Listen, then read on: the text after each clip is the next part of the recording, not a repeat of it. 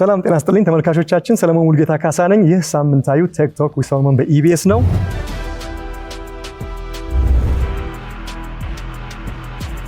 አንድ ሌላው በጣም ግዙፍ በርሶ ራዕይ ላይ ትልቅ ቦታ ያለው ጉዳይ የዲጂታል መታወቂያ ጉዳይ፣ የአይደንቲቲ ጉዳይ፣ እሱን እስቲ ትንሽ እንጨዋወት። እንደ ወርልድ ባንክ ሪፖርት መሰረት ከሆነ ይሄ የአፍሪካም ችግር እንደሆነ እንግዲህ የሚያሳዩ ቁጥሮች አሉ። ከ500 ሚሊዮን በላይ አፍሪካውያን አይደንቲቲ የላቸውም። ስለዚህ አይታወቁም ማለት ነው፣ ከውልደት እስከ ሞት ባለው ሂደት ውስጥ ውልደትንም ሞትንም ጨምሮ። ስለዚህ ሀገራዊ ጉዳይ በጣም በጣም ወሳኝ እንደሆነ ይታሰባል። እንዲሁም እርስዎ አይ ቲንክ በፓርላማ ማብራሪያው ላይ ይመስለኛል በጣም አንድ ቦልድ ስቴትመንት ስለዚህ ነገር ግዝፈት ያስቀመጡት ነበረ። የዲጂታል አይደንቲቲ ጉዳይ በትክክል ስራ ላይ ሲውል የጂዲፒ አቅሙ የህዳሴ ግድብ ከሚፈጥረው ሊተካከል ያለም ሊበልጥ እንደሚችል ገልጸው ነበር። በጣም የሚገርም አገላለጽ ነው። ይህን ደግሞ በሌሎች ዓለሞች ላይ የሚታይ ነገር እናያለን። ህንድ አሁን ዲጂታል መታወቂያ ከተገበረች በኋላ ማጭበርበርን ወይ ፍራውድ የምንለውን ነገር 11 ቢሊዮን የአሜሪካን ዶላር መቀነስ ችለዋል። ስለዚህ ይሄ እንግዲህ ቁጥር ነው፣ ቁጥር አይዋሽም። ናይጄሪያም እንደዚሁ ፌክ የመንግስት ሰራተኞች በሌሉበት ባልሰሩበት ደሞዝ የሚከፈላቸው 50 ሺህ ሰራተኞች ነበሩና ዲጂታል አይዲ ኢምፕሊመንት ካደረጉ በኋላ 500 ሚሊዮን የአሜሪካን ዶላር ሴቭ ማድረግ ችለዋል። ሌሎችም እንግዲህ ነገር ያደርጋሉ ማለት ነው። ስለዚህ ይህ የዲጂታል መታወቂያ በእያንዳንዱ ዘርፍ ውስጥ ገብቶ በሀገራችን ላይ የስርዓት አስተዳደርን፣ ግልጽነትን፣ ሙስና መቀነስን፣ የፋይናንስ አካታችነትን፣ የአዲስ ኢኮኖሚ አመንጭነትን እና ሀብት አፍሪነትን እንዲሁም በዚህ ሂደት ውስጥ በመላው ኢትዮጵያ ባሉ ተቋማት ላይ ያለ ትስስርና እምነት ሊፈጥር የሚችልበትን አቅም እንዴት ይገልጹታል? ክቡር ጠቅላይ ሚኒስትር፣ በአጭሩ ፋይዳው ምንድን ነው? ፋይዳ ዘርፈ ብዙ ነው። እንዳልከው ከገርድ አንጻር አነጻጽሬ ማሳየት የፈለግኩት የፋይዳን ኢምፖርተንስ ሰዎች እንዲገነዘቡ ለማድረግ ነው እንጂ ገርድ ዋጋ የለውም ማለት አይደለም። ገርድ በጣም ጥቅም ያለው ለኢንዱስትሪው ባክቦን የሆነ በጣም ወሳኝ ኢንፍራስትራክቸር ነው። ኢነርጂ ለሁሉም ነገር ያስፈልጋል። ደግሞ ያ ኢነርጂ ክሊን ኢነርጂ ደግሞ ሲሆን ተጨማሪ ነገር አለው። ያ ክሊን ኤነርጂ ደግሞ ለዘመናት ሲባክን ከነበረ አቅም ሀብት መሆኑ ደግሞ ተጨማሪ ጠቀሜታ አለው። በብዙ ዘርፉ ህዳሴ ወይም ገርድ በጣም ጠቃሚ ፕሮጀክት ነው። ያም ሆኖ ግን ዛሬም ቢሆን ከፋይዳ ጋር አይወዳደርም። ፋይዳ የማይነካው ሴክተር የለም። ዘርፈ ብዙ ጠቀሜታ ነው ያለው። በኤፊሽንሲ፣ በፍራውድ፣ በትረስት የሚነሱ ጉዳዮች በአንድ ሴክተር የምታየው ነገር አይደለም። ለምሳሌ ላስት ዊክ አልሸባብ 5 ገደማ ሱሳይድ ቦምበርስ አዲስ አበባ አስገቡ እና እነዚህ ሱሳይድ ቦምበርስ ህፃናትን ሊገሉ ይችላሉ፣ ሚዝናኑ ሰዎች ሊገሉ ይችላሉ። ማን ላይ እንደሚደርስ ያ ጥቃት አይታወቅም። ጥቃት ሲደርስብህ ሰዎቹን መለየት በተቻለ መልካም ነበር ብለህ ከማላዘን በፊት ሰው መለየት የሚያስችል አቅም መፍጠር ያስፈልጋል። የከተማ ውስጥ ሽብር በጣም የተስፋፋ ስላለ የህፃናት ህይወት ስለሚቀጥፍ፣ የሰውን ህይወት ስለሚቀጥፍ ያለ መከላከል እያንዳንዱ ሰው ማንነቱ መታወቅ አለበት። ለምሳሌ ስልክ ደወልኩ ወደ አንተ፣ ሳታነሳው ቁጥሬን ታይና እሱ ነው ብለህ ትለየኛለህ። በዛ ግን አታበቃም። ሃሎ ስትል የምትሰማው ድምጽ ከዚህ ቀደም የምታውቀው ካልሆነ በቀር ባለን የዲጂታል ውል ውስጥ የምታውቀው ማህተም የምታውቀው ፊርማ ካልሆነ ኤክስ መስሎኝ እኮ ነው ማን ማለት አይቀርም ሲቀየርብህ። ያንን ትረስት የምትፈጥረው በስልክ እንዳየኸው ዲጂታል አይዲ ያለው ሰው ደግሞ በሁሉም መስክ ማለት ነው። ለምሳሌ ሴልፎንህን ስትሰጠኝ ሰሎሞን መሆንህን አውቃለሁ። አይንን አይቼ እንደማውቀው፣ ድምጽህን ሰምቼ እንደማውቀው፣ መልክን አይቼ እንደማውቀው ሁሉ ባንተ ዩኒክ ኮድ ማንነትን ላይ ያለው። በዚያ ምክንያት ይበልጥ አምናለሁ። በዚያ ምክንያት በግልጥ እወያያለሁ ካንተ ጋር። ለምሳሌ ብድር ዲጂታል አይዲ ያለው ሰውና ዲጂታል አይዲ ያለው ሰው እኩል አይደለም። ዲጂታል አይዲ ያለው ሰው ማንነቱ ስለሚታወቅ የመንጃ ፈቃድም ጋር ቢሄድ ቀበሌም ቢሄድ ከተማም ቢሄድ ስለሚለይ ለመበደር የሚጠይቀው አፕላይ ሲያደርግ በጥቂት ሰዓታት ውስጥ ምላሽ ሊያገኝ ይችላል። የትም ቦታ ቢሄድ ስለሚገኝ። ዲጂታል አይዲ የሌለው ሰው ከሆነ ግን ብድሩ አይደረግም ማለት ሳይሆን መጠኑ ያንሳል፣ ትረስት ሌቭሉ ያንሳል፣ አታቆም ተበድሮ ሊጠፋ ስለሚችል ያንን ራስ የመጠቀም አቅምን ያሳድጋል። ኢትዮጵያ ከሁሉም ጎረቤቶቿ ጋር የሚመሳሰል ቋንቋ፣ ባህልና መልክ አላት። በርካታ የውጭ ዜጎች የኢትዮጵያን ፓስፖርት ይይዛሉ፣ ኢትዮጵያውያንን ብሎ ይንቀሳቀሳሉ በተለያየ ዓለም። የኛ ያልሆኑ ሰዎች ከኤርትራ መጥተው ከሶማሊያ መጥተው ከሱዳን መጥተው ስለምንመሳሰል ቋንቋችን አንድ ስለሆነ ያደርጋሉ። የኛን ዜጎች የምንለይበት መንገድ ካልፈጠርን በቀር ቅድም እንዳነሳሁት ብዙ ሪስክ አለው። አውቀህ ዜግነቱን ስትሰጥና ተታለህ ያንተን መለያ ሌሎች ሲወስዱት አንድ አይደለም። ዩኒክ ኮድ ነው። ሰለሞንን የትን ቦታ መለየት የሚያስችል ዩኒክ ኮድ ስለሚሰጠው ለንግድ ስርዓቱ፣ ለሰላምና ደህንነቱ፣ ወጥቶ ለመግባቱ፣ ሰርቪስ ለማግኘቱ፣ ለሁሉም መስክ ለምሳሌ ንግድ ባንክ ዲጂታል አይዲ አለ፣ ከስተም ዲጂታል አይዲ አለ፣ ኢሚግሬሽን ዲጂታል አይዲ አለ። አንድ ቦታ ያንተ ዩኒክ ኮድ ካስገባ ተጨማሪ ማለት አይጠበቅብም፣ ይታወቃል ማለት ነው። ብዙ ሴክተር ስለሚነካ ጠቀሜታው የጎላ ነው። በወርልድ ባንክ ጥናት መሰረት ከ3 እስከ 11% ጂዲፒ ላይ ኢምፓክት ያመጣል። ቅድም ህንድ ያልከው የድምር ውጤት ብቻ ሳይሆን ህንድ በየአመቱ ከዚህ ሴክተር እስከ 1.7 ቢሊዮን ዶላር ሴፍ ታደርጋለች በየአመቱ። ለምሳሌ በኢትዮጵያ ኬዝ በየአመቱ 500 ሚሊዮን የምናገኝ ከሆነ ገርድ ያን አይሰጠንም። ከዚህ አንፃር በለጠ ማለት ነው። በፍራውድም በትረስትም በኤፊሽንሲም የፋይዳ ሚና በጣም በጣም በጣም ከፍተኛ ነው። ሰዎች ዩኒክ ማንነት ካልፈጠሩ በቀር አሁን የምናስበውን ኢሌጋል አሰራሮች፣ ኢሌጋል ትሬዶች፣ ፍራውዶች ማስቀጠል በእኛ ቅጥር የሚታጠር አይደለም። ሌሎችም ማኒፕሌት ያደርጉታል። እንደ ሀገር ጉዳት ስለሚያመጣ ፋይዳ ጠቀሜታው በጣም ሰፊ ስለሆነ ኢኮኖሚካልም ፍራውድ በመቀነስም ይሄንን ያልተስተካከለ የንግድ ስርዓት በማሻሻልም ሚናው ከፍተኛ ስለሆነ ነው በንጽጽር ማስቀመጥ የፈለኩት። አሁን እንደዛ ነው። አሁን 15 ሚሊዮን በላይ ደርሰናል። ባለፉት 2-3 ዓመታት ነው አግሬሲቭ የሰራ ነው። እስከ መስከረም ድረስ ወደ 20 ሚሊዮን እንደምንጠጋ እናስባለን። ቢያንስ በሚቀጥለው ዓመት 60-70 ሚሊዮን መድረስ ከቻል አሁን ኪቶቹ እየሰፉ ልምዱ እያደገ ስለሆነ በ2-3 ዓመት ውስጥ እያንዳንዱ ሰው የሚታወቅ ከሆነ ለብዙ ነገር ለፕላኒንግ፣ ለገቢ፣ ለንግድ፣ ለመተማመን ይሄ ዲጂታል ሲግኒቸር ስለሆነ ለሁሉ ነገር በእጅጉ የሚያግዝ ነውና ፋይዳው የጎላ እያንዳንዱ ዜጋ ሊኖረው የሚገባ ነገር ነው ብዬ አስባለሁ። ፋይዳን ኢምፕሊመንት ያደረጉ ሀገራት ተጠቅመዋል። የተዘናጉ ሀገራት ደግሞ የደረሰባቸው ጉዳት አለ። እኛን ስትወስድ ግን አፍሪካ ውስጥ የሞከሩ ሀገራት አሉ። ኤግዛክትሊ በእኛ መልክ በዲጂታል አይዲ መልክ አይደለም የሞከሩትና ሌት ከመር አድቫንቴጅ ተጠቅመን ዲጂታል አይዲን ጀምረናል። እኛ የጀመርነውን ደግሞ ለመማር ብዙ የአፍሪካ ሀገራት በገንዘቡ ልም ጭምር ጥያቄ እያቀረቡ ነው ያሉት። አይ ቲንክ እኛም የሚሳካልን ለሌሎቹም ደግሞ ትምህርት የሚሆን ስራ እንደምንሰራ ተስፋ አደርጋለሁ። ጥቅሙም ከፍተኛ ነው ብዬ ነው የማስበው። በጣም ደስ ይላል። እንግዲህ ፋይዳ እንደ ስሙ እንደሚሆን ምንም ጥርጥር የለኝም። አሁን መጨረሻ ላይ ያሉት አንድ ዜና ሳይ ነበር። ዛምቢያ የኢትዮጵያን ቤስት ኤክስፒሪየንስ ተብሎ ኦፊሻል ዜና ላይ አይቼ በጣም ነው ደስ ያለኝ። ስለዚህ ኦልሬዲ በረከት መሆን መቻል ውስጥ ነው። እርሶም እንዳሉት ከጥቅሙ ከኤፊሽንሲው በተጨማሪ አዳዲስ ገቢዎች ይፈታል። አሁን ይሄ ደግሞ ሁሉ ተሰናስሎ ሲያልቅ ኬዋይሲ ደግሞ ሲመጣ ማሰብ ይቻላል። እንግዲህ ተመልካቾቻችን ኬዋይሲ ማለት ኖ ዩር ካስተመር ማለት ነው። አሁን ክቡር ጠቅላይ ሚኒስትሩ ያብራሩት ነገር ተሳልጦ ሁሉ ነገር በሚገባ መንገድ የሚሄድበት ሂደት ነው። በሂደት ደግሞ ፋይዳን በደንብ እያጎላን በምንሄድ ጊዜ ንቃተ ህሊናውን የምንሰጥ ይሆናል ማለት ነው። ስለ ኮሪደር ልማት፣ ስለ ከተማ ፕላን እናውራ። ይሄ በቀጥታ ከዲጂታል ጋር ከሚሰራው ስራ ጋር አሁን ከምናወራው ጋር በጣም ተያያዥነት ያለው ነው። ስለዚህ የእርሱ አመራር እንደ አዲስ አበባ ከተማችን ኮሪደር ልማት፣ ሌሎችም አሁን ያ በቃ ልክ እንደ ሰደድ እሳት እየሆነ ነው በሌላው የሀገራችን ክፍልና ይሄ አይነት ግሩም የሆነ የከተማ ፕላን ኦርጋናይዝድ የሆነ ኡርባናይዜሽን የመሳሰለውን በኋላ ላይ አልቲሜት ጎሉ ወደ ስማርት ሲቲነት ከዛ በኋላ ሂውጅ ወደሆነ ኢኮኖሚክ ሀብነት የሚቀይር ጥልቅ የሆነ ሂደት ነው። ይሄ ምንም የሚያጠያይቅም አይደለም። ስለዚህ እነዚህን የመሰሉ የከተማ ፕላን ውጥኖች ከኢትዮጵያ ዲጂታል ስትራቴጂ እና ትራንስፎርሜሽን እንዲሁም የዲጂታል ኢኮኖሚ ስትራቴጂዎች እንዲሁም የስማርት ከተማን ከመፍጠር ጋር በመቀናጀት ፈጠራን ለማጎልበት ኢንቨስትመንትን ለመሳብ አዳዲስ የስራ እድሎችን ለመፍጠር ያለውን ትስስራዊ አቅም ይግለጡልን።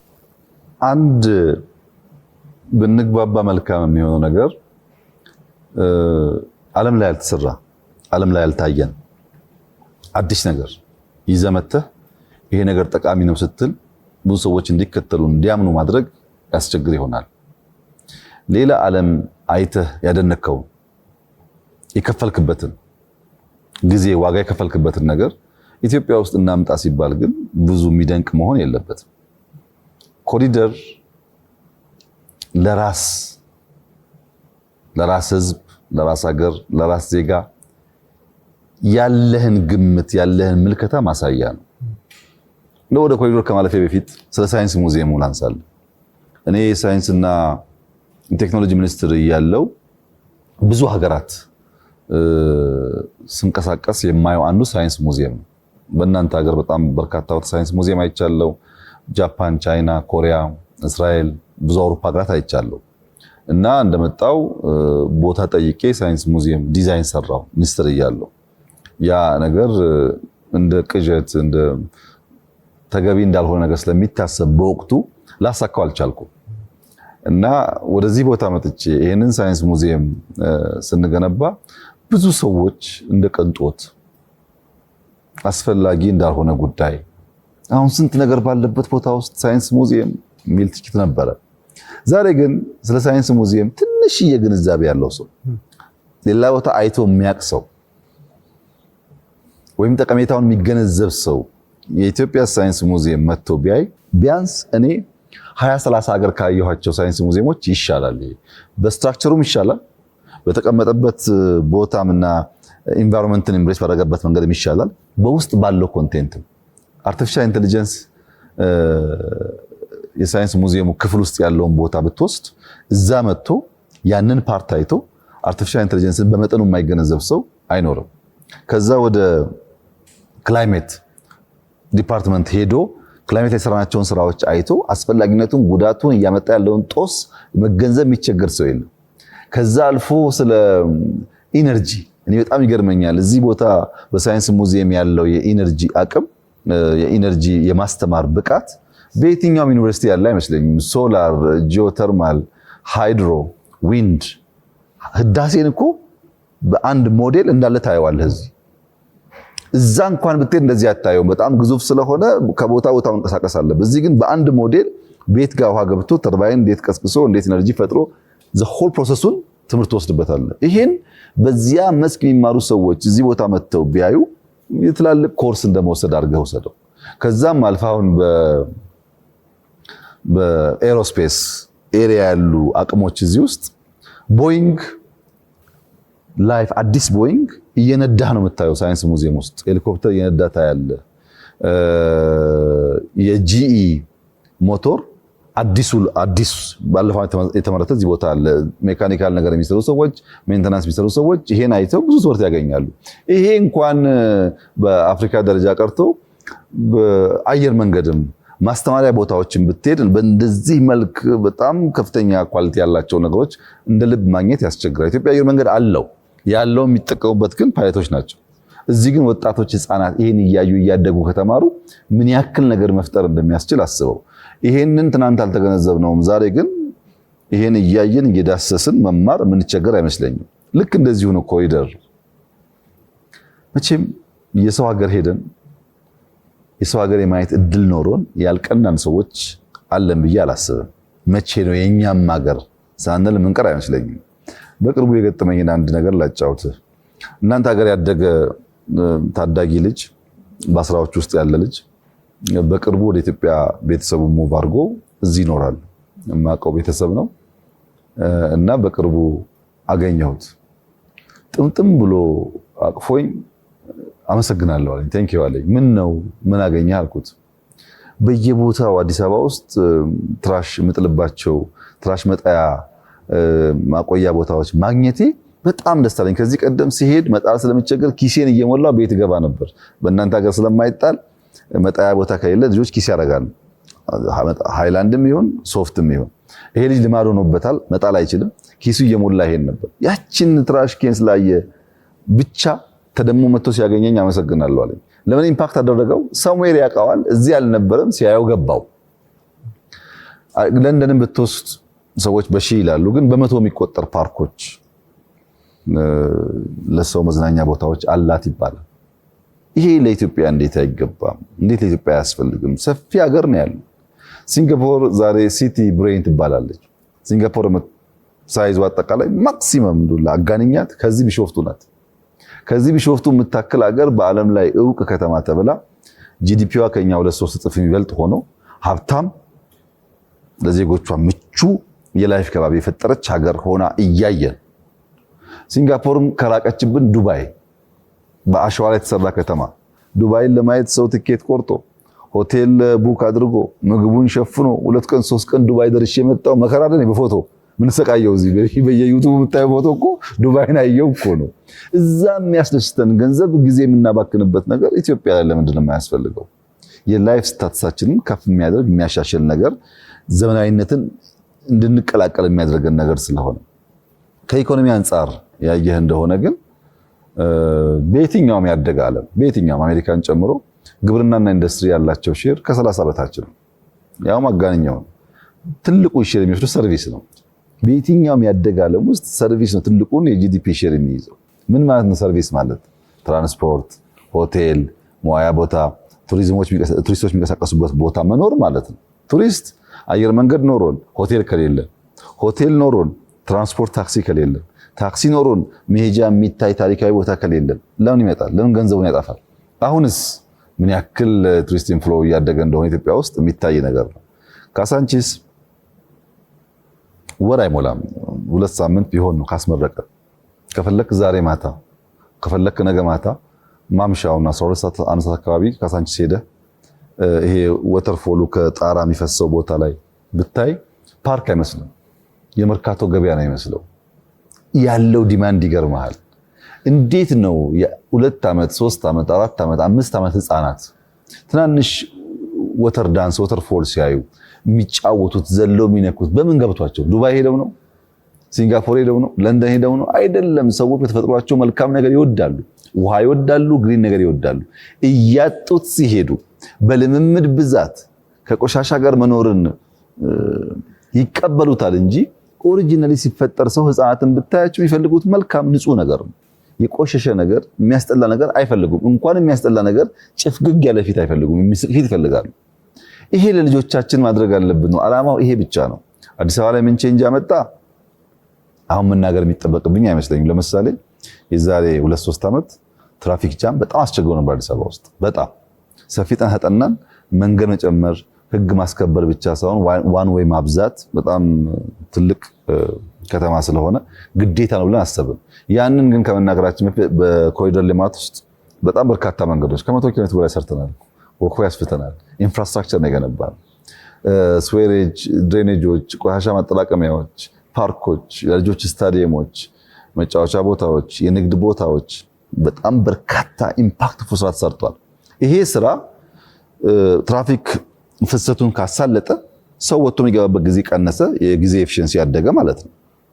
የንግድ ቦታዎች ያማሩ ከሆነና ከሩቅ የሚታዩ ከሆኑ ሰዎች በቀላሉ የንግድ ትራንዛክሽናቸው አደገ ማለት ነው። እንደውም አንድ ምሳሌ ባነሳልህ እዚህ በካሳንቺስ አዋሪ ኮሪደር ውስጥ አንድ ወደ ድሮ ካሳንቺስ መናኸሪያ ከአድዋ ድልድይ የሚሄድ መንገድ አለ። ድሮ ትናንሽ ላዳዎች ይንቀሳቀሱበት ነበር።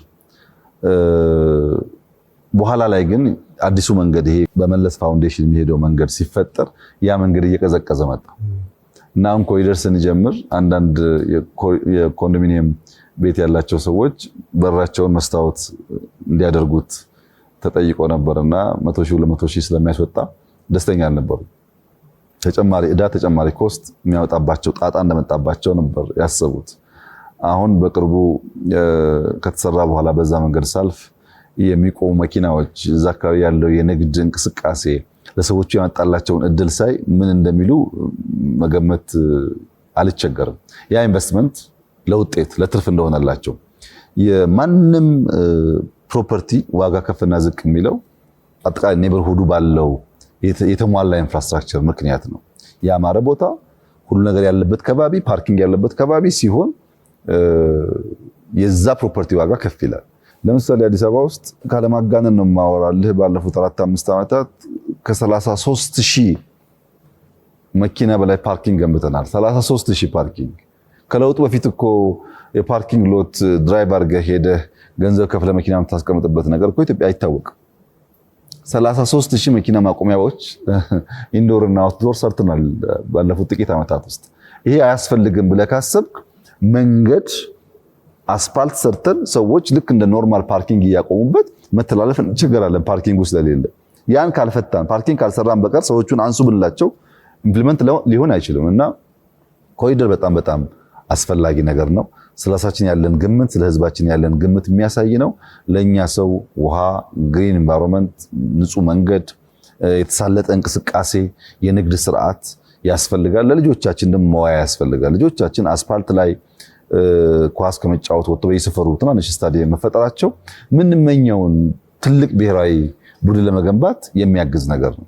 ከዚህ ቀደም አንስቼልሃለሁ። ኢትዮጵያ ውስጥ ሰርግ ሲባል ሸራተን አጥር ላይ የነበረው ነገር ተቀይሮ ይሄ ሁሉ ፓርክ፣ እንጦጦ፣ ዩኒቲው፣ ብሔራዊ ፓላሱ፣ ፍሬንድሺፑ በየቦታው ሙሽራ ማየት ለእንደኔ አይነት ህልመኛ ሰው ከፍተኛ ደስታ ይሰጣል። እና ኮሪደር ዘርፈ ብዙ ጠቀሜታ ይዞ የመጣ ነው። የእኛን ደረጃ ከፍ እያደረገ ነው። ብዙ ሀገራት እንማር እንዴት ሰራችሁት እያሉን ነው። አሁን ሀሳብ አይደለም የሚጨበጥ የሚታይ የሚዳሰስ ስለሆነ ጠቀሜታውን ሰዎች ይገነዘባሉ ብዬ አስባለሁ። ስንጀምር ያለው ፈተናና አሁን ያለው አንድ አድርጌ አልወስደውም። ከሰለጠነው ዓለም ለጉብኝት የሚመጡ ሰዎችም ሁል ጊዜ በሚባል ደረጃ የምንሰማው ነገር የአዲስ አበባ ለውጥ አስደማሚ ነው፣ ያ የቆሻሻ ገንዳ የመሰለ ከተማ እንዲህ ያለ ውበት ይይዛል ብለን አስበን አናቅም ይላሉ። አሁንም በርተን ከሰራን ከዚያ በላይ የኑሮ ዘያችን የሚቀይር ንግድ የሚያሳልጥ የእኛን ልክ የሚያሳይ ይሆናል ብዬ አስባለሁ። ዱባይ ገንዘብ አውጥተን ከመንሄድ ዱባይ ለፐርፐስ መሄድ እንችላለን። ከተማ ለማየት ግን እዚህ በአቅራቢያችን መፈጠር መቻል አለበት። ይሄ ግን እዚህ ብቻ አይደለም። ሐረር ብትሄድ፣ ጅጅጋ ብትሄድ፣ ጎንደር፣ ባህር ዳር ብትሄድ፣ ደሴ ብትሄድ፣ ጅማ ብትሄድ፣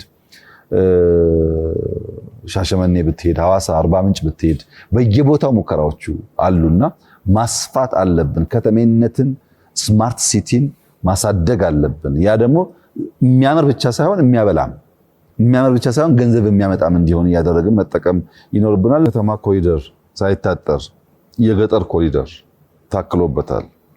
ባለፈው ያስቀመጥነው አቅጣጫ በእያንዳንዱ ወረዳ አንዳንድ ፕሮጀክት በሎካል አቅም እንዲፈጠር ማድረግ፣ ሰዎች አጥራቸውን ከዋናው አውራ ጎዳና የሚጠብቁትን ርቀት በጓሯቸው ሊኖር ስለሚገባው የሌማት ትሩፋት፣ የጓሮ አትክልት፣ አጥሮቻቸው ከቆርቆሮ ከሚያንጸባርቁ ነገሮች ተላቀው በግሪን በባምቡ መሆን እንዲችሉ ማድረግ። እነዚህ ስራዎች በየሰፈሩ ካሉ ከተማ ስራዎች ጋር ተያይዘው ለምሳሌ ጅማ ኮሪደር ስትል ከጅማ ጋር ያለውን ገጠር ኮሪደር ስታክልበት ኑሮን ኢምፓክት ያደርጋል። አርባ ምንጭ ኮሪደር ስትል ከአርባ ምንጭ ሶዶ ያለውን ገጠር ኮሪደር ስታክልበት ገጠሩን ከተማውንም ላይፍ ኢምፓክት ያደርጋል። አሁን የሐረር ኮሪደር የድሬዳዋ ኮሪደር አለ። ሁለቱን የሚያገናኛቸው ደግሞ የገጠር ኮሪደር አለ እና በከተማ ብቻ ሳይሆን በገጠርም ሻል ያለ የኑሮ ዘዬ እንዲፈጠር ማድረግ፣ ሶላር መጠቀም እንዲችሉ አሁን አዳዲስ ፈጠራዎች ኢትዮጵያ ውስጥ እየሰፉ ነው። ኤነርጂ በሃውስሆልድ ሌቭል ፕሮቫይድ ማድረግ እንድንችል ማድረግ፣ መጸዳጃ ቤቶች፣ ሬስትሩሞች በገጠር ያለው አጠቃቀም ችግር ስላለበት አሁን ባዮጋዝ በየወረዳው ኢንትሮዲዩስ ያደረገን ነው። በየወረዳው ሰፍቶ ያንን ዌስት ለጥቅም ማዋል መቻል፣ ትራሽ ነገሮች፣ ላስቲኮች፣ ወረቀቶች ምናምን ዝም ብሎ ከሚጣሉ ተከማችተው ተመልሰው ሪዩዝ እንዲደረጉ ማድረግ። እንግዲህ 100% ፍላጎቶቻችን ተሳክተዋል ባይባልም ላስቲክ ተመልሶ አዲስ ላስቲክ መሆን ይችላል። ወረቀት ተመልሶ ወረቀት መሆን ይችላል። ቆርቆሮን አጥር ከማድረግ ባምቡ አጥር ማድረግ ይሻላል። ጓሮ ዝም ብሎ ባዶ ከሚሆን 2-3 ዶሮዎች ካሉ 2-3 ላሞች ካሉ ምግብና ኢንፑት ጠቃሚ የሀብት ምንጭ ናቸው ብሎ የሚያስብ ማህበረሰብ እየፈጠርክ ስትሄድ ይታያል ማለት ነው። ኢትዮጵያ የማንሰራራት ዘመኗ መጥቷል ሲባል በኢንዱስትሪ በግብርና በቴክኖሎጂ ብቻ ሳይሆን በእያንዳንዱ ሰው ህይወት ውስጥ መንጸባረቅ አለበት። ያ ደግሞ ማለት ችግር የሌለው ነገር አይደለም። በጣም ጣጣ አለው። ሰለሞን የዛሬ 5-6 ዓመት ብዙ ሞባይል ስላልነበረ ሰው ለሞባይል የሚያወጣው ኮስት ውስን ነበር። አሁን ባል፣ ሚስት፣ ልጅ ሁሉም ሞባይል አላቸው። ሁሉም ዳታ ይጠቀማሉ። ሁሉም ስማርትፎን ይላሉ። የሰውየው ገቢ በዛ ልክ ካላደገ ኑሮ ላይ ጫና ያመጣል። መኪና ታስታውስ ከሆነ የዛሬ 3 ዓመት 4 ዓመት ገደማ አሮጌ መኪና ኢትዮጵያ መግባት አንፈቅድም ብለናል። እኛ ቆሻሻ ማጠራቀሚያ አይደለንም ብለን። አሁን እንደምታየው ከተማ ውስጥ ቴስላን ጨምሮ በጣም ብዙ መኪናዎች ይታያሉ። በአንድ በኩል ጥሩ ነው፣ በሌላ በኩልም ውድድር ሰው ሁሉ ወደዛ የመዝለል ፍላጎት እያደገበት ኢንካሙና ፍላጎቱ አልጣጣም ሲል መልሶ ደግሞ ኮምፕሌን የሚያደርግበት እድገት ራሱ የሚያስከትለው የኮምፕሌን ሶርስ የሚሆንባቸው ኤሪያስ አሉና እንደዛ አይነት ቻሌንጅ ቢኖረውም በገጠርና በከተማ የሚሰራው ኮሪደር በጣም በስፋት እየተንቀሳቀስን ስለሆነ ብዙ ሀብት፣ እውቀት፣ ልምድ የሚፈልግ ጉዳይ ቢሆንም በ5-10 ዓመት ጊዜ ውስጥ የኢትዮጵያን ዜጎች የኑሮ ዘዬ ትራንስፎርም የሚያደርግ ጅማሮ ነው የሚል ሙሉ እምነት አለኝ። እንግዲህ እናንተም መታዘብ ትችላላችሁ በእናንተ መንገድ። በሚገባ አመሰግናለሁ ክቡር ጠቅላይ ሚኒስትር። ስለ ካፒታል ገበያ እናውራ። ካፒታል ማርኬት እንግዲህ በተለይም አሁን ከምናወራው ቶፒክ ጋር በጣም ቀጥታ የሆነ ተያያዥነት አለ። ከስታርታፕ የምንለው ፈጠራ የምንለው ኖሌጅ ቤዝድ የሆነ ኢኮኖሚ ዲጂታል ኢኮኖሚ የምንለው በተለይ የኛ ሀገር ለረጅም ጊዜ ሎን ቤዝድ ኢኮኖሚ ላይ ነው አይደለም። ካርታህን አሳየኝ፣ ፌሮ ሆነ ሲሚንቶን አሳየኝ፣ አበድርሃለሁ፣ ከዛ ፎቅ ሰርታ አከራይተህ ትከፍለኛለህ እንጂ ኢኩዊቲ ቤዝድ ሀሳብ አለ። ሀሳቡ ገዝፎ ትልቅ ሆኖ ከዛ ከሱ ላይ ሼርህን ኢኩዊቲህን ትወስዳለህ የሚለው ነገር የለም። ካፒታል ገበያ ያን የሚያመጣበት ትልቅ አቅም አለው። ቀደም ሲል ደግሞ እርሶ ምን ብለዋል? አይኖች ወደ አፍሪካ እየመጡ ነው። ብዙ ፈጠራዎች ከአፍሪካ ውስጥ ይወለዳሉ ፕሮብሌሙ ስላለ ኤአይን ጨምሮ በሌሎች ዘርፎች ላይ ብለዋል። እና ያን የሚያሳይ ደግሞ አንድ ቁጥር አለ። በ2022 3 ዓመት እንኳን ወደኋላ ሄደን ብናይ የቬንቸር ካፒታሊስቶች በአፍሪካ ላይ ያፈሰሱት ሀብት መጠን ወደ 5 ቢሊዮን የአሜሪካን ዶላር እንደሚደርስ ይጠቆማል። እና ከ2015 ከፈረንጆቹ ዓመት ጋር ስናነጻጽረው 400 ሚሊዮን ነበር የዛኔ። ስለዚህ ብዙ ገንዘብ ወደ አፍሪካ ላይ እየፈሰሰ ነው። ስለዚህ ኢትዮጵያም ለዚህ ነገር ፖዚሽን እንደሆነ አይመጠበቋ ነገር ከእርሶ ከተፈጠረው ከዚህ ራዕይ ወደ ተግባራዊነት መምጣቱ እጅግ በጣም ወሳኝ ነው ብዬ አስባለሁ። ስለዚህ ምቹ የሆነ የህግ ማዕቀፍ እና የመሳሰለው በስታርታፕ ገበያ ላይ ማስጀምሮ ይሄን ነገር እንደሚያደርግ አስባለሁ። እና ጥያቄ ምንድነው ከዚህ ጋር በተያያዘ ይሄ ለአዲሱ ትውልድ የኢትዮጵያ ስራ ፈጣሪዎችና አዳዲስ ፈጠራዎች ታላቅ የሆነ የካፒታል አቅምን ይፈጥራል፣ ወርልድ ኤክስፖዠር ይፈጥራል፣ ሌሎችም። ስለዚህ ከዚያ በዘለለ ግን በራሳችን የአክሲዮን ልውውጥ በሀገር ውስጥ የሚበቅሉ ዩኒኮርኖች ይኖራሉ። ብዙ ጊዜ ይሄን ይናገራሉ። ለዓለም አቀፍ ስቶክ ማርኬት ማቅረብ የሚቻልበትን ድልድይ ሆኖ እድልስ እንዴት ይገልጹታል? ስለዚህ በአጠቃላይ ስለ ካፒታል ማርኬት ያለው እይታና ወደፊት የሚሄድበትን ነገር ቢገልጹልን። ካፒታል ገበያን በቅጡ ለመገንዘብ መጀመሪያ ገበያን መገንዘብ የሚያስፈልግ ይመስለኛል። ገበያ ምንለው ምንድን ነው? አንተ ትርፍ በቆሎ አምርተሃል፣ ትርፍ ስንዴ አምርተሃል፣ ትርፍ ቡና አምርተሃል። እኔ ደግሞ ማምረቻ ቦታ የለኝም፣ ሌላ የገንዘብ ምንጭ ነው ያለኝ። ያንተን በቆሎ፣ ያንተን ቡና፣ ያንተን ምርት መግዛት እፈልጋለሁ። አንተና እኔ የምንገናኝባቸው ሰፈሮች ወይም የታወቁ ቦታዎች ዲፋይንድ ቦታዎች አሉ። እዚያ አንተ እቃህን ጭነህ ትመጣለህ፣ እኔ ገንዘብ ይዤ እመጣለሁ። ዋጋ እንደራደራለን። በእኔና በአንተ መካከል ያለው ትረስት፣ በእኔና በአንተ መካከል ያለው ኮንትራት የምሰጥ ከረንሲ የታወቀ መሆኑ ነው። ከአንተም ደግሞ የምገዛውን ነገር በግም ይሁን በሬም ይሁን ስንዴም ይሁን አይቼ ይሄ ቆሻሻ አለው አይመጥንም፣ ስጋ የለውም፣ ስጋ አለው ብዬ ከለካው በኋላ እንቀያየራለን። ገበያ መቀያየር ማለት አንተ ያለን ሰጣለህ፣ እኔ ያለኝ ሰጣለሁ። ለአንተ ገንዘብ ያስፈልጋል፣ ለእኔ ደግሞ ምርቱ ያስፈልገኛል። ምርት የሌለው ሰው ከሆነስ ጉልበት ገበያ አለ። ሰው ገንዘብ የለውም፣ ምርት የለውም፣ ጉልበት አለው። ጉልበቱን ይዞ ወጥቶ በቀን በ8 ሰዓት ሽጦ የሆነ ገንዘብ ይወስዳል። ያለው ጉልበት ነው፣ የሚሸጠው እሱ ነው። አንዳንዱስ እውቀት አለው። እውቀቱን ወጥቶ አስተምሮ አስጠንቶ በእውቀቱ ገንዘብ ይዞ ይገባል። ያ ገበያ አስጠኚው እና ጥናት የሚፈልገው ሰው የሚገናኙበት ቦታ፣ ተማሪውና አስተማሪው የሚገናኙበት ቦታ፣ ሻጭና ገዥ የሚገናኙበት ቦታ፣ ዲፋይንድ የሆነ ቦታ አለ። እዛ ቦታ ሄደው ሰዓት ጠብቀው ይገናኛሉ። ለምሳሌ ከምሽቱ 5 ሰዓት በሰፈር ያሉ ገበያ ውስጥ ሄጄ በቆሎ ስንዴ ቢጠይቅ አላገኝም። ምክንያቱም ሰዓት አለው የሚቀርብበት ቦታ። ያ ከጊዜ ጋር ተመልሶ ደግሞ የራሱ ትርጉም አለው ማለት ነው። የካፒታል ገበያ ስንል ትርፍ ገንዘብ ያላቸው ሰዎች ገንዘባቸውን ሽጠው ሞር ገንዘብ ማግኘት ማለት ነው። ቱ ሜክ ኢት ሾርት፣ አንተ የመንግስት ሰራተኛ ነህ፣ 50 ሺህ 60 ሺህ ብር አለ። በየቀኑ መነገድ አትችልም፣ ገንዘብ አለ። ባንክ ብታስቀምጥ የምታገኘው ወለድ ውስን ነው። ያንን ገንዘብ ትሸጠዋለህ። ሐሳብ ያላቸው ስራ ያላቸው ገንዘብ ላይ የሚፈልጉ ሰዎች እና ብዙ ታተርፍበታለህ። ለምሳሌ የዛሬ 2-3 ዓመት ክሪፕቶ ከረንሲ ላይ 2000 3000 ዶላር ኢንቨስት ያደረጉ ሰዎች በጥቂት ዓመታት ውስጥ በመቶ ሺዎች ገብቶላቸዋል። ያን 2-3 ብር ቢያቆዩት ኖሮ ወይ ባንክ ቢያስቀምጡት ቢበዛ 5000 10000 ቢሆን ነው ቢበዛ። ግን እነሱ ገንዘባቸውን ለጥሩ ሐሳብ ለጥሩ ገበያ ሸጡ። በዚያ ምክንያት በብዙ እጥፍ መልቲፕላይድ የሆነ ሀብት አላቸው። ዛሬ ገንዘብ ያላቸው ሰዎች ገበያ ሳይሄዱ ፊዚካሊ ሳይገናኙ በፒኬአይ በዲጂታል ሲግኒቸር በትረስት በራሱ አውድ ባለው ትረስት ገንዘባቸውን ሽጠው ሞር ገንዘብ የሚያገኙበት መንገድ ማለት ነው። ካፒታል ቦርደር የለውም። እንደ ሌላ ፓስፖርት ፈላጊ አይደለም። የትም ቦታ ሄዶ ዛሬ ቻይና ገብቶ ተገላብጦ ብዙ ብር ሆኖ ሊመጣ ይችላል። ሲንጋፖር ሄዶ ተገላብጦ ብር ሊሆን ይችላል።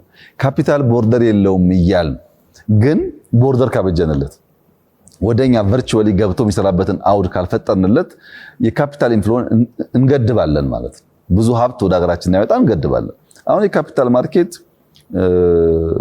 በእርግጥ ጀማሪዎች ነን። ጀምረው 20 30 40 ዓመት የሄዱ ሀገራትን ስትመለከት አሁን ቻይና እና ህንድ ሌት ካመር ናቸው በዚህ ረገድና ያሉበት ርቀት ስታይ የና አሜሪካን የምታውቀው ነው።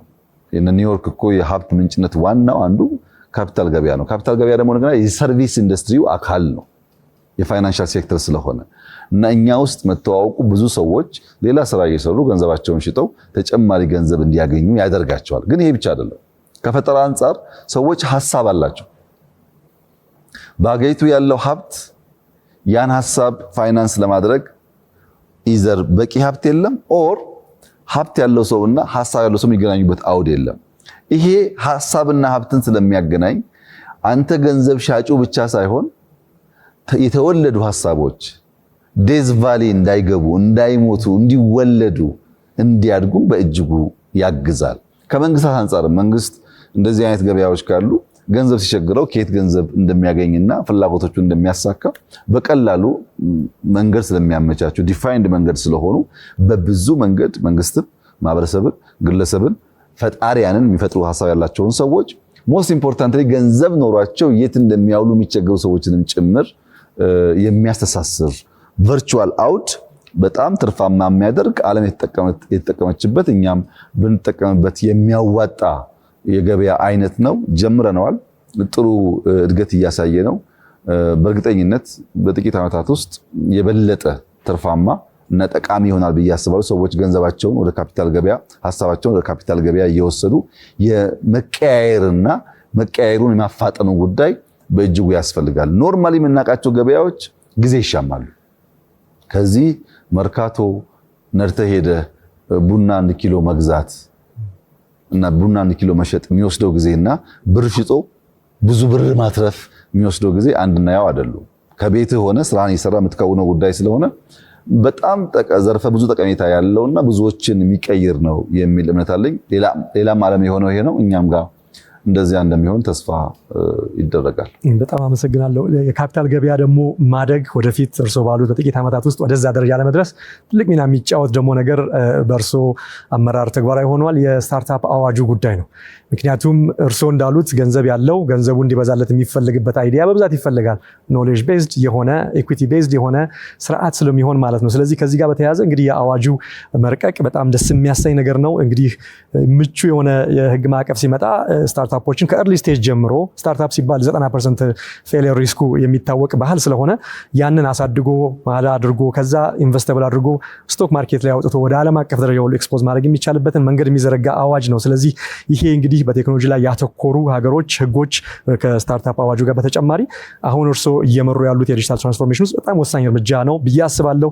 ቢዘገይም መጥቷል። በእርሶ አመራር በጣም ደስ ይላል። ስለዚህ የእኛን የቴክኖሎጂ ስነ ምህዳር እድገትን የሚያበረታቱ ለዩኒኮርኖች መፈጠር እና ከፍተኛ ስራ ዕድል ሊፈጥሩ የሚያስችሉትን እነዚህን ማዕቀፎች እንዴት ያዩዋቸዋል? ሶፋር ያለውንና በተለይ ግን አፈጻጸም ላይ ነው እንደዚህ አይነት ነገር በተለይ ቴክኖሎጂ ብዙ የህግ አስፈጻሚ ቦታዎች ጋር በሚኬድ ድረስ አንደርስታንዲንጉ ባይኖር እውቀት መር የሆነ ኢኮኖሚ ግንዛቤው ሊያንስ ስለሚችል አፈጻጸም ላይ አንዳንድ ተግዳሮት ሊገጥሙ የሚችልበት ሁኔታ አለ። ስለዚህ እነዚህ ህጎች በዲጂታል ኢኮኖሚያችን ላይ የሚኖራቸውን ተጽዕኖ ከፍ ለማድረግ አፈጻጸም ኤግዚኪዩሽን ዲሬክቲቭ በፍጥነትና በምን አይነት ሁኔታ መከናወን አለባቸው ብለው ያስባሉ?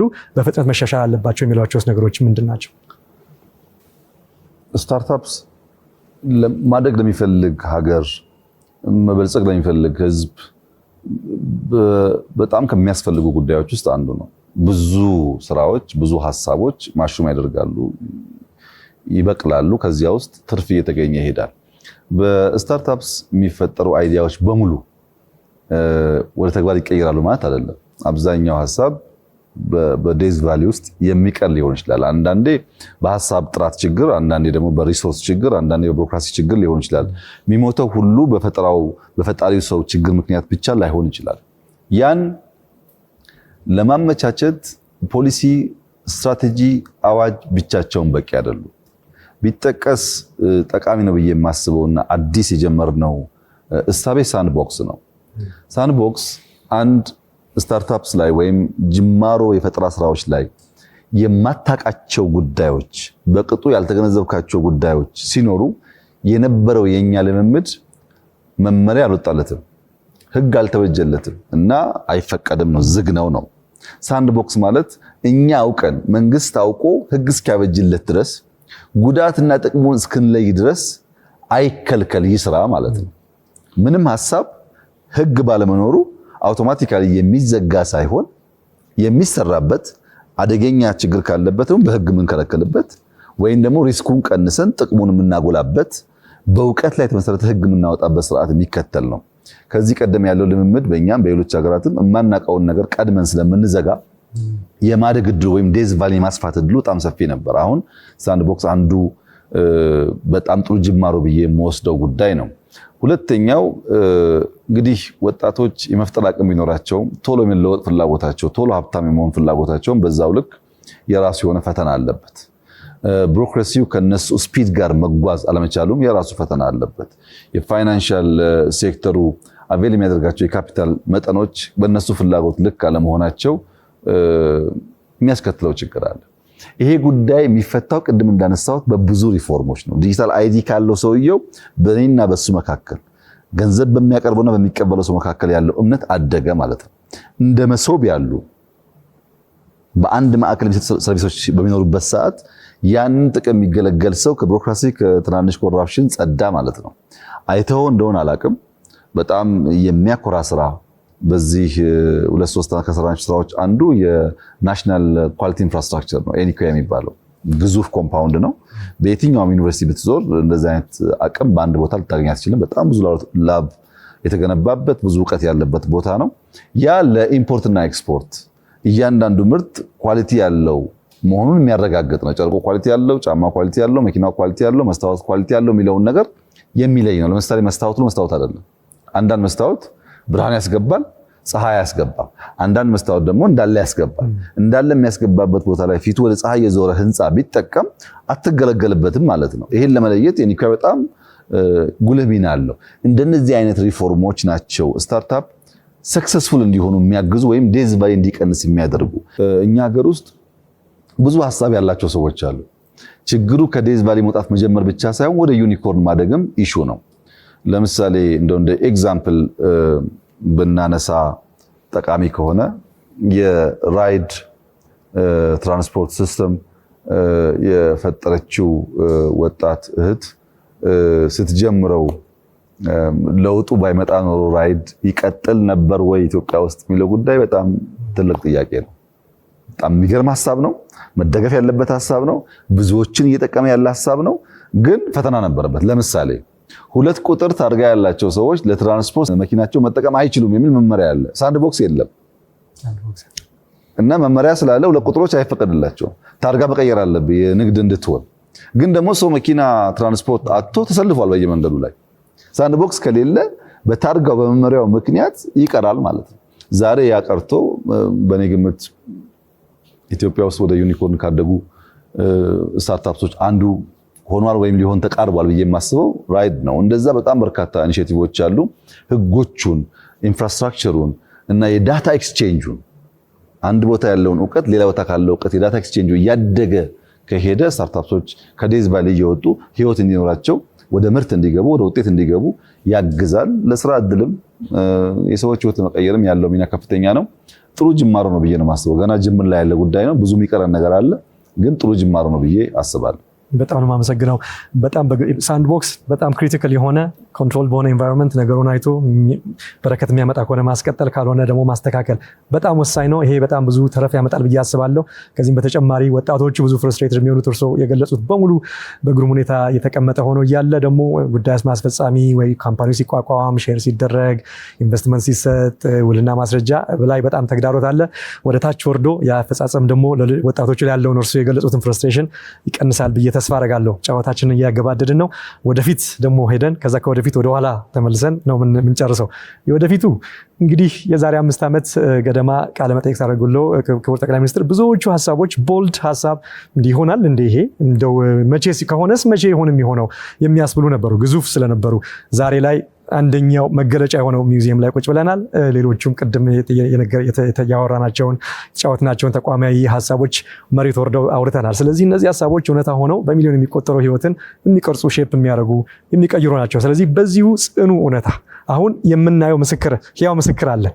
በዚህ እውነተኛ የሆነ የሚታይ እውነታ ላይ ያለፈውን ዓመት ስንቃኝ 5 ዓመት ስንቃኝ፣ ነገር ግን እርስዎ ደግሞ ሁልጊዜ ወደፊት የሚያዩ ስለሆኑ ጨርሰው የሚጀምሩ ስለሆኑ ለሚቀጥሉት 5 ዓመታት እንደተለመደው አይነት ደፋር ሀሳቦችን እንጠብቅ፣ በኢኖቬሽን፣ በሳይንስ፣ በቴክኖሎጂ እና በመሳሰሉ። የዲጂታል 2030 አዲሱ ስትራቴጂ በጣም በርካታ አዳዲስ ነገሮችን አካቶ ነው እየተዘጋጀ ያለው። ግን በጥቅል ቋንቋ ለመግለጽ ባለፈው 5 ዓመት ብዙ ስንዴዎች ዘርተናል። ከዘራናቸው ስንዴዎች መካከል ቶሎ ፍሬ ያፈሩትን፣ ምርጥ ዘር የሆኑትን፣ ፀሐይ የሚቋቋሙትን፣ ዝናብ የሚቋቋሙትን ለመለየት እድል አግኝተናል። አሁን ባለፈው ዘርተን ቶሎ የበቀሉ ቶሎ የተራቡትን ዘሮች ይበልጥ ዲፕን የምናደርግበት ይሆናል። ለምሳሌ በኢነርጂው ብንወስድ በጣም ብዙ ሴክተር ኢነርጂ ኢንቨስትመንት አድርገናል። ግን ስማርት ግሪድ የሚስፋፋበት ጊዜ ይሆናል ብዬ አስባለሁ። ስማርት ግሪድ በመሆኑ በኢነርጂ ኤፊሽንሲም በሎስም በተጠቃሚና በአስከፋዩ መካከል ባለው ሪሌሽንሺፕም ትርጉሙ በጣም ብዙ ስለሆነ ዲጂታል ግሪድ እንጀምራለን ብዬ አስባለሁ። ዲጂታል ፋውንዴሽንስ ይስፋፋሉ ብዬ አስባለሁ። ግን ያ ሲሆን እኔ በሚቀጥለው 5 ዓመት ብናሳካ ብዬ ማስባቸው ጉዳዮች አንደኛው ዳታ ኤክስቼንጅ ነው። በየቦታው ኤርጎኖሚክስ አልን፣ ኦቶሜሽን አልን፣ አሁን ኢንቴግሬሽን እያልን ነው። አንዱ ጋር ያለውን ሰርቪስ ሌላው ጋር ማገናኘት። ግን ዳታ ኤክስቼንጅ ከሌለ አንተ ንግድ ባንክ ስትሄድ ንግድ ባንክ አንተን የሚያውቅ በስምህና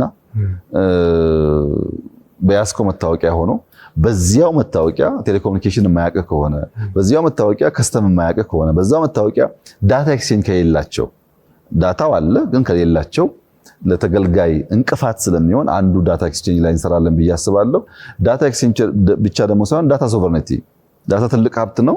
ይህንን ሀብት ልክ ቡናችን፣ ወርቃችን፣ ሰዋችን እንደምንለው ለይተን አውቀን ጠብቀን ማቆየት አለብን። ዳታ ሶቨርኒቲ ላይም በፖሊሲ በልምምድ ብዙ የሚቀየሩ ጉዳዮች አሉ ብዬ አስባለሁ። ያን ዳታ ሶቨርኒቲ ለማረጋገጥ ደግሞ ሶቨረን ክላውድ ያስፈልጋል። ሶቨረን ክላውድ ከሌለ ማስቀመጫው በሌለበት ዳታውን መጠበቅ የሚያስችል እድል ስለማይኖር ሶቨረን ክላውዶች ይገነባሉ ብዬ አስባለሁ። እነዚህ በሚሆኑበት ሰዓት ሰርቪስ በእጅጉ ይለወጣል።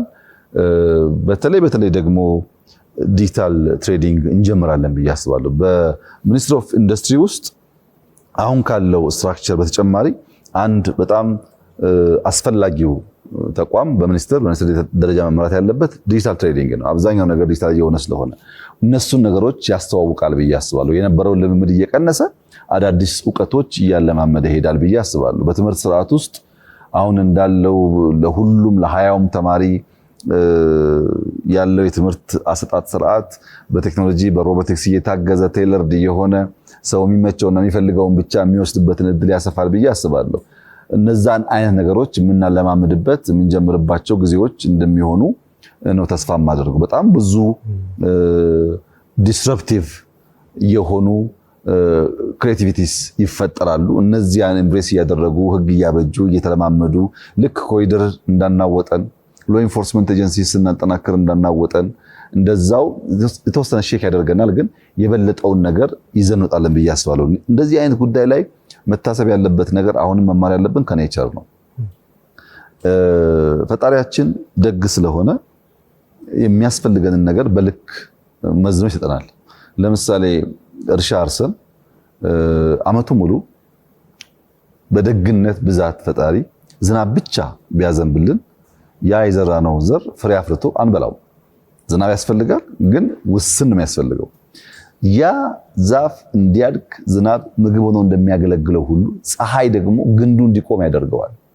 ፀሐይ ግንዱ እንዲቆም ካላደረገው ካልጠነከረ በቀር ግንድ ከሌለ ቅጠል የለም፣ ቅርንጫፍ የለም፣ ፍሬ የለም ማለት ነው። እነዚያ የፀሐይና የዝናብ ልምምድ በፈጠራ ውስጥ መገንዘብ የሚያስፈልገው ህግ፣ ገንዘብ፣ የተመቻቸ አውድ ብቻ ሳይሆን ፈተናም ራሱ ጠንክረን እንድንቆም የሚያስችል ነገር ነው። ፈተና አልቦ ነገር፣ ችግር አልቦ ነገር መመኘት ትክክል አይደለም። ፈተና አለ፣ ግን ኦቨርካም እናደርገዋለን፣ እናልፈዋለን፣ እናሸንፈዋለን በሚል እሳቤ ነው መሆን ያለበት። ለምሳሌ ዛፍ አስተውለ ከሆነ ፀሐይ ሲበረታ ቅጠሉ ይረግፋል። ብዙ ሰዎች ዛፍ ቅጠሉ የሚረግፈው ሰርቫይቭ ለማድረግ እንደሆነ አይገባቸውም። ዛፍ ቅጠሉን ካላራገፈ በቂ ግብአት፣ በቂ ኢንፑት፣ በቂ ምግብ በሌለበት ወቅት ውስጥ ስለሚሻማው ቅጠሉ ግንዱ ሰርቫይቭ ማድረጉ አደጋ ውስጥ ሊገባ ይችላል እና በተፈጥሮ ህግ ቅጠሉን ሲያራግፍ የሚያገኛትን ውስን ሪሶርስ ራሱ ግንዱ ስሩ ስለሚጠቀምበት ሌላ ዘመን ሲዝን እስኪመጣ ድረስ ሰርቫይቭ አድርጎ ሲዝን ሲመጣ ደግሞ መልሶ እነዛ ቅጠሎች ታያቸዋለ። ያ አዙሪት፣ ያ የተፈጥሮ ህግጋትና የአሰራር ስርዓት ለሰርቫይቫል ለመሻገር ለመኖር ሲባል አንዳንዴ የምታራግፋቸው የምትተዋቸው ያንተ የሆኑ የምትፈልጋቸው ነገር ግን ሰርቫይቭ ለማድረግ የምታራግፋቸው ጉዳዮች ይኖራሉ። ልክ ቅጠል ግንድ ቅጠልን አራግፎ ራሱን አቆይቶ አዲስ ቅጠል፣ አዲስ ብራንች፣ አዲስ ቅጠል እንደሚፈጥረው ሁሉ በእንደዚህ አይነት ስራ በምንገባበት ሰዓት የሚያጋጥሙን አዳዲስ ልምምዶች የምናራግፋቸው ፓርቶች ሊኖሩ ይችላሉ። ለምሳሌ የዛሬ 15-20 ዓመት ለኢትዮጵያ ሚኒስትር ኦፍ ኤጁኬሽን እኮ ያስፈልገው ምን ያደርጋል? ሚኒስትሪ ኤጁኬሽን ወደ ታች መውረድ ያለበት በሲስተም በቴክኖሎጂ መታገዝ ያለበት አንተ በሬጉላቶሪ ሌቨል ብትቆጣጠረው እንጂ የትምህርት ሚኒስትር ብለህ የምታስቀምጥበት መሆን የለበትም። ዛሬ ያስፈልጋል። ከ20 ዓመት በኋላ ግን አይዳውት ያስፈልጋል ብዬ አላምንም። ልክ እንደዛ የምታራግፋቸው ጉዳዮች በዚህም ሂደት ውስጥ እንደሚፈጠሩ እያሰቡ መሄድ ያስፈልጋል። አሁን የምናውቀው ልምምድ፣ አሁን የምናውቀው ሰው፣ አሁን የምናውቀው አሰራር እንዳለ አይቀጥልም። አዳዲስ ነገር እየተማር እያራገፍን እንሄዳለን። ዲጂታል 2030 እንደዚህ አይነት ትውውቆች ለኢትዮጵያ ያመጣል። እስካሁን ያሳካናቸው ፍሬ እንዲያፈሩ ውጤታማ እንዲሆኑ ያግዛል የሚል ሙሉ እምነት አለኝ። በጣም እነዚህ በሙሉ ማርሽ ቀያሪዎች ናቸው። ሶቨረን ክላውድ፣ ዳታ ኤክስቼንጅ፣ ኢንተርኦፐራቢሊቲ የመሳሰሉት በጣም ምናልባትም የዲጂታል ኢትዮጵያ 2030 የበለጠ ጥልቅ የሆነ እጅግ በጣም ብዙ ነገር ሊያመጣ የሚችል እንደሆነ አስባለሁ። ታዲያ ክቡር ጠቅላይ ሚኒስትር ወደ ተግባር ለመቀየር የእርስዎን እንደ መሪ እየሰሩ ነው። እንደ ሀገር እንዴት መዘጋጀት አለብን? እንደ ተማሪ፣ እንደ ባንክ፣ እንደ ነጋዴ፣ እንደ ግለሰብ፣ እንደ ዩኒቨርሲቲ፣ እንደ ተቋም፣ እንደ ዜጋ፣ እንደ ህዝብ አገልጋይ እንዴት ነው መዘጋጀት ያለብን ለዚህ በጣም ማርሽ ቀያሪ ለሆነ ደግሞ ቀጣይ ጉዞ? ያው እንደ ማህበረሰብ መዘጋጀት ያለብን ለውጥ አይቀሬ ነው። ብንፈልግም ባንፈልግም ለውጥ በራሱ ስፒድ እና በራሱ ጊዜ ይጓዛል። ከለውጥ ጋር መራመድ አለመቻል ደግሞ እኛን ወደኋላ ያስቀርናል። ወደኋላ የቀረ ደግሞ በጸጸት በሪግሬት የሚበላ ማህበረሰብ የተሻለ ብራይት ነገር ሊኖረው አይችልም። የተሻለ ዓለም፣ የተሻለ የኑሮ ዘዬ ልጆቻችን እንዲኖራቸው ከፈለግን ከዓለም እድገት ጋር መጓዝ መፍጠር ያስፈልጋል። ለዛ አንደኛው ሁሌ ተማሪ መሆን ነው። ሞባይል መኒን ስንጀምር እንዴት ቴሌኮም ይነካል ያሉ ሰዎች አሁን ለውጥ ሲያዩ ቴሌኮም ላይ የመጣውን ውጤት እያዩ ትምህርት መውሰድ አለባቸው። የፋይናንሻል ሴክተር እንዴት ይነካል ያሉ ሰዎች፣ ፋይናንሻል ኦፕን አፕ እንዴት ይደረጋል ያሉ ሰዎች የዘንድሮ ኤክስፖርታችንን ሲያዩ ለካ ተሸውደን ኖረናል ማለት አለባቸው። በአምናና ዘንድሮ የኤክስፖርት ውጤታችን ኦልሞስት ደብል ነው። ኢትዮጵያ ላለፉት ዓመታት ምንድነው የቆለፈባት የሚያስብል ነገር ነው እየተፈጠረ ያለው እና ቼንጅ ሲመጣ መጠየቅ ጥሩ ነው፣ መፈተሽ ጥሩ ነው፣ ግን ኢምብሬስ ማድረግ ያስፈልጋል። ቼንጁን መክፋት አያስፈልግም። በሁሉም መስክ የሚፈጠሩ አዳዲስ ነገሮች ለመማር አብሮ ለመራመድ ሰው ዝግጁ መሆን አለበት። ትናንትና ማቀው ከኔ ጋር የኖረው ነገር ይቀጥል ካለ ሌሎች ጥለው ስለሚሄዱ ከሆነ ጊዜ በኋላ ኋላ ቀር ተብሎ ከሚቆጭ አብሮ ለመጓዝ ለልጆች መልካም ነገር ለመተው የተዘጋጀ ቢሆን ጥሩ ነው። ሁሉ ነገር እናውቃለን ማለት አይደለም። እየተማር እያሻሻል እየሞከርን ከውድቀታችንም ደግሞ ትምህርት እየቀሰምን ነው ምን ሄደውና ሰው ለዛ የተዘጋጀ ቢሆን ጥሩ ነው። አካዳሚያው ብዙ መፈተሽ ያለበት ነገር እንዳለ ይሰማኛል። ሲሪየስ በሆኑ ጉዳዮች የመነጋገር ከእፍታ ከዕለት ዕለት ጫጫታ ወሬዎች ውስጥ ወጥቶ ዴብዝ ያለው ዕውቀት የሚገኝባቸውን ነገሮች ለመነጋገር ለመደማመጥ ልቡ የፈቀደ መሆን አለበት። አሁን ያለው ልምምድ መፈተሽ ያለበት ይመስለኛል። ለምሳሌ ቨርቹዋል አውዱ ዝም ብሎ የየዕለቱን ነገር እያነሳ ነገ የማይደግመውን ነገር እያነሳ ጊዜ ከሚያባክን በሚደጋገም ነገር ዕውቀት እየገነባ የሚሄድበትን ስራ ቢሰራ ጥሩ ነው ብዬ አስባለሁ። ወጣቱም እንደዚሁ ያው እየቀመሰው ነው እያየው ነው። ካፒታል ገበያ ተጀምሯል። ስታርታፕሶች እየተፋጠኑ ነው ያሉት። እዚህም እዚያም የሚፈጥሩ ሰዎች እየበዙ ነው ያሉት። ዲጂታል ስኪልስ ያላቸው ሰዎች ሲጠቀሙ የሌላቸው ሲጎዱ እየታየ ነው ያለው። ከነዚህ ተምሮ ራሱን ማዘጋጀት አለበት ብዬ ነው የማስበው። በጣም ግሩም። የመቋጫ ጥያቄ ደግሞ ወደፊት በታይም መሽን የምንሄድበት ነው የሚሆነውና ታይም መሽን ቢኖርና 2035 ላይ ኢትዮጵያውያን ራሳችንን ብናገኝ ወደኋላ መለስ ብለን መቃኘት ብንችል አሁን ፕሬዘንት ፊውቸር ላይ ሆነን ማለት ነው ህዝባችን ኢትዮጵያውያን በእርሱ የዲጂታል ትራንስፎርሜሽን አሁን እስካሁን በተጫወትናቸው ጉዳዮች እና ገና ደግሞ እስከ 2030 እንቀጥላለን እንደ ፈጣሪ ፈቃድና ራዕዩና ጉዞ ውስጥ በጣም ወሳኝ ብለው እንደ ሌጋሲ የሚያስታውሳቸው እርምጃዎች የትኛዎቹ ነው ብለው ያስባሉ? እንግዲህ ወደ ልቦ የቀረበውን ፕሮጀክት መመልከቻ ይሆናል። በጣም አስቸጋሪ ጥያቄ ነው። ምክንያቱም ብዙ ሪፎርም ነው የምናካሂደው።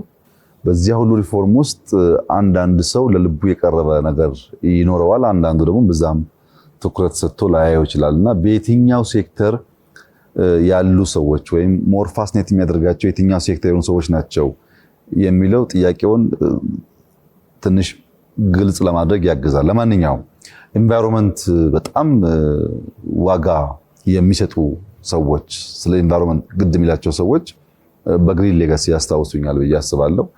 ትልቁን በዓለም ትልቁን አፍሮስቴሽን ለመስራት እድል ካገኙ ሰዎች ውስጥ ስለሆንኩ በዛ ሊያስታውሱኝ ይችላሉ።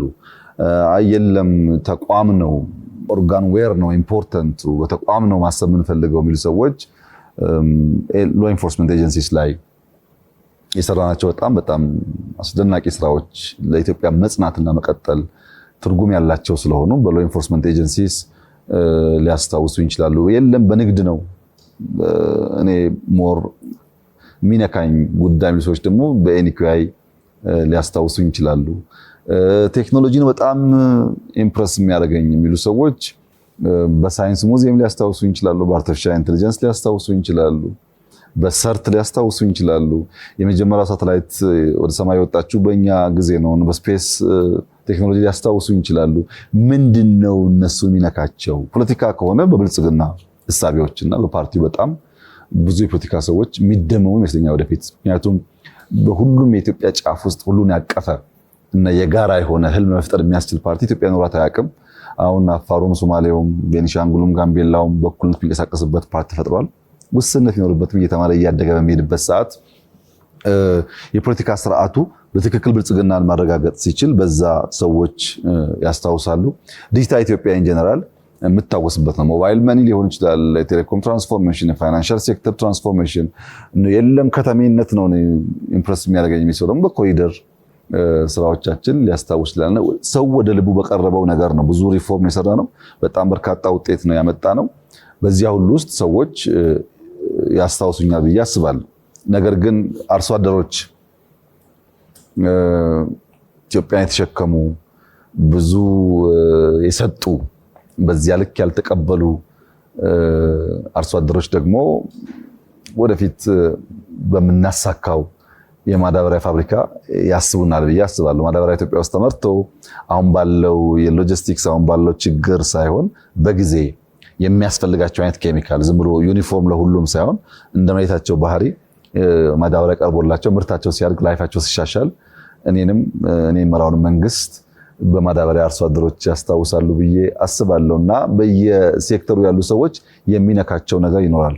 በዲጂታል ኢትዮጵያ ግን ለምሳሌ ሰርት ላይ ዲጂታል ሶቨርኒቲ ለማረጋገጥ የሄንበት መንገድ የዲጂታል ፎረንሲክስ አሁን ኢንሳይ ሰራውን በምታይበት ሰዓት እንደ ቀላል አቅም አይታዩም። እኔ እነዚህ ነገሮችን ማነሳቸው ከዚህ ቀደም በሰራሁባቸው ስራ መስኮች የተለያየ ዓለም እየሄድኩ ምደነቅባቸውና አገሬ አንድ ቀን ቢኖራት ብዬ የመመኛቸው ጉዳዮች ነበሩ። ዛሬ አብዛኛው የፍራውድ ስራ ዲጂታል ከሆነ ወደ ኢንሳ ብትልክ ዲጂታል ፎረንሲክሱ ብዙ ነገር የተደበቀ ነገር የሚያወጣ አቅም አለው። እያንዳንዱን የሳይበር ሴኩሪቲ ከውጭ የሚመጡ ቨርቹዋል አታኮች ለመከላከል የሚያስችል ሰርት አቅሙ በጣም የሚያስደንቅ ነው። ኤአይ ቅድም እንዳነሳውልህ መላ ፓይ በጣም ብዙ አፕሊኬሽኖች ለካንሰር በሽታ ለግብርና ያወጣቸው ቴክኖሎጂዎች በጣም ኢምፕረስ የሚያደርጉ ናቸውና ቴክኖሎጂው በፋይናንሻል ሴክተሩም በኮሙኒኬሽኑም በስታርታፕሱም በካፒታል ማርኬቱም ብዙ የሚነሱ ጉዳዮች ይኖራሉ። ዋናው ነገር እነዚህ ጉዳዮች አድገው ፍሬ አፍርተው የኢትዮጵያን እያንዳንዱን ዜጋ ህይወት ነክተው ብልጽግናው ኮሌክቲቭሊ ሁላችንም የምናየው የምንኖረው መሆን አለበት። ጥቂቶች የተመቻቸው ብዙዎች ገና ከሆኑ እነዚህ ፍሬዎች ይዘነጋሉ። እነዚህ ፍሬዎች ሙሉ ውጤታማ ሆነው እኔ እታወሳለሁ ምለው መሰረት ተጥሏል። ግንዱ አለሁ እያለ ነው። እንዳይሰበር እንዳይደርቅ መኮትኮት አለበት፣ ማደግ አለበት። ቅርንጫፍ ያስፈልገዋል፣ ቅጠሎች ያስፈልጉታል፣ ፍሬ ያስፈልገዋል። ያን ፍሬ ደግሞ ሰዎች በቀላሉ አውርደው መቅመስ አለባቸው። ያ ሲሆን የምንታወስባቸው ጉዳዮች ይኖራሉ ብዬ አስባለሁ። እንግዲህ የኔ ሐሳብ ኢትዮጵያ ባልተበላሸ መንገድ እስከ 2100 ሲስተሞቿ ሳይናወጡ እየተገነቡ ይቀጥላሉ። እንደባለፈው አይነት አንዱ እየመጣ አንዱ የሚያፈርሰው ነገር አይፈጠርም የሚል እምነትና ተስፋ ነው ያለኝ። 2100 ማለት 75 ዓመት ነው ካሁን በኋላ። በዚህ ጊዜ ውስጥ በጣም ብዙ ትውልዶች እየተካኩ ይሰራሉ።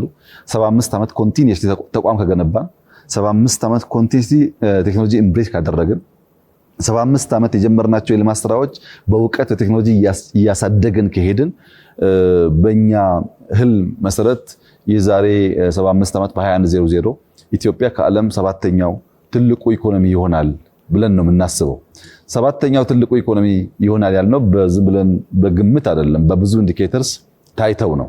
ያ እንዲሆን ግን ተቋማት ሳይዛነፉ አንዱ መንግስት ሲመጣ ኢንስቲትዩሽን ሳያፈርስ ያን እየገነባ የሚሄድ ቴክኖሎጂን ኢምብሬስ የሚያደርግ የሚጠቀም አዳዲስ ነገር የሚማር የሚያሰፋ ወጣቶቹን እንዲፈጥሩ እንዲሰሩ እድል አስቻይ ሁኔታ የሚያመቻች መሆን አለበት። ያ ሲሆን መሰረት የጣሉ ሰዎች ተብለን እንደምንታወስ ተስፋ አደርጋለሁ።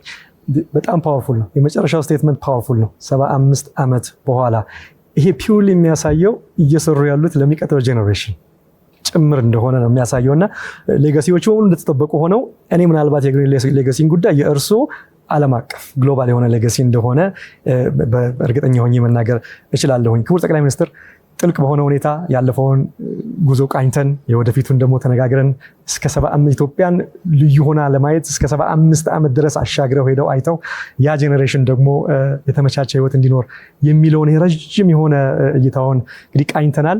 እጅግ በጣም ነው የማመሰግነው። በጣም ከተጣበበ ጊዜው ይህንን ወሳኝ ውይይት ለህዝባችን ለማጋራት በዚህ ስለተገኙ እኔ በጣም ደስተኛ ነኝ። እጅግ በጣም አመሰግናለሁ። እኔ በጣም አመሰግናለሁ። እግዚአብሔር ያክብርልኝ። እናንተም በርቱ፣ ተመንደጉ፣ እደጉ።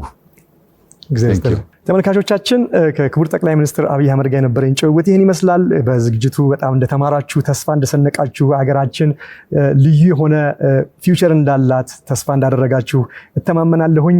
እንግዲህ በዚህ ውስጥ ደግሞ ይህ አይነት ሂደት የአንድ ሰው የመሪ ብቻ አይደለም፣ የህዝብ ነው፣ የሁሉም ነው። ስለዚህ በዚህ ውስጥ አብረን መጓዝ አብረን መፍሰስ ሀገራችንን የሚገባት ማማ ላይ ማውጣት የሁሉም ድርሻ እንደሆነ እንዳያችሁ ተስፋ አደርጋለሁኝ። ሳምንት በሌላ ፕሮግራም እስከምንገናኝ ቸር ሰንብቱ።